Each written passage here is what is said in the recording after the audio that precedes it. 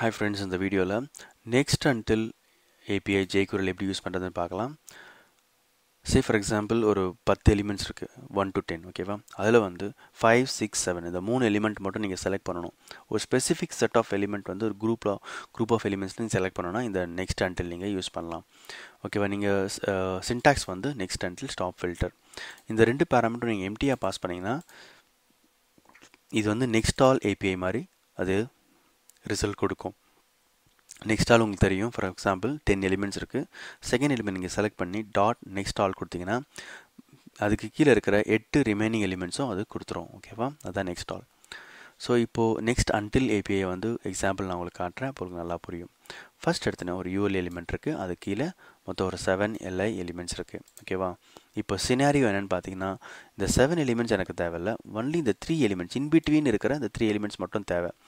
அதுக்கு நான் என்ன பண்ணலாம், ஃபஸ்ட்டு வந்து இண்டெக்ஸ் யூஸ் பண்ணலாம், அது வந்து மேனுவலாக பண்ணுறது.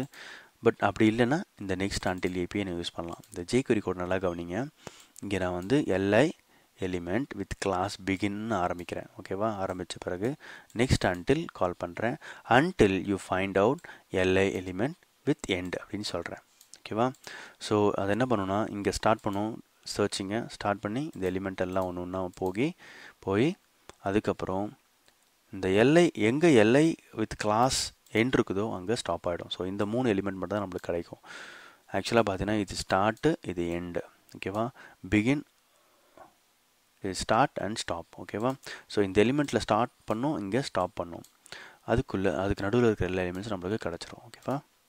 இப்போ நம்ம கிளிக் பண்ண உடனே பார்த்தீங்கன்னா அந்த 7 எலிமெண்ட்டில் இந்த 3 எலிமெண்ட் மட்டும் நம்மளுக்கு 6 எலிமெண்ட்டில் இந்த 3 எலிமெண்ட் மட்டும் ஹைலைட் ஆகும். அது எப்படி நடக்குதுன்னு பார்த்தீங்கன்னா கோடில் பார்த்தீங்கன்னா ஸோ இங்கே வந்து நான் பிகின் பண்ணுறேன் சர்ச்சிங்க, அதுக்கப்புறம் இன்பிட்வீன் இருக்கிற எலிமெண்ட்ஸ் மட்டும் நான் எடுக்கிறேன்.